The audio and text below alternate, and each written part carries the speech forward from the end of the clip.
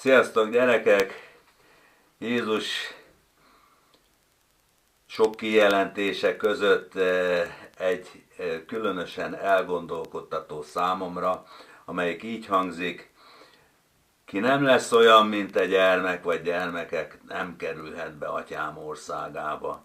És én nagyon eldöntöttem magamba, hogy én most Jézus életét és tanítását meg akarom érteni, és igyekszem átültetni az életembe, és én nagyon sokat gondolkodtam, hogy hát mit jelenthet az, hogy nem lesz olyan, mint egy gyermek, hogy olyan kis játékos, a gyermekek még őszinték, hogy nem ítélkező, hát aztán láttam, hogy a gyerekek ítélkező, azok nagyon kemények és kegyetlenek tudnak lenni, vagy akkor pont annak kéne lenni, és hogy lehet, és most akkor miként lehetek én olyan, mint a gyermek, ártatlan, de mi is az, hogy ártatlan, és ugye mekkora gyermek, egy kis csecsemő, vagy pedig egy 5 éves gyermek, vagy egy 10 éves gyermek, mert az is gyermek.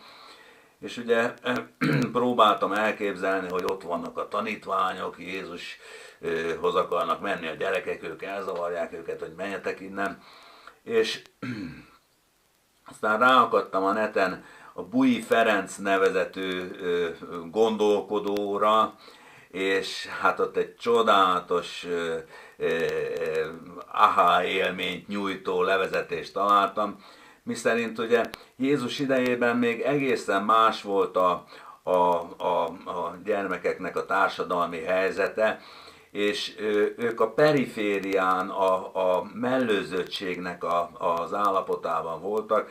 Ugye volt egy ilyen hierarchikus rend, amelynek az élén a családfő állt, utána a felnőttek, asszonyok és gyerekek, és ugye minél kisebb volt egy gyermek, annál hát mellőzöttebb a kicsiség, a jelentéktelenség állapotában élt. Nem volt az a gyerekkultusz, ami ma van, hogy jaj, a gyerek mindent, és már lelkiismeret furdalása van a szülőnek, ha nem koplal azért, hogy a gyerekének mindent megadjon. Az amerikai filmekben ugye a kisgyermek ott a lángoló ház előtt azt mondja, bennmaradt a macim, és akkor a hős az inkább az életét kockáztatja, csak hogy a gyereknek a maciát kimentse. A filmekben ugye megígérted, és akkor megy ez a bűntudatkeltés a felnőttek felé, hanem egy ilyen perifériás mellőzöttség állapotában voltak.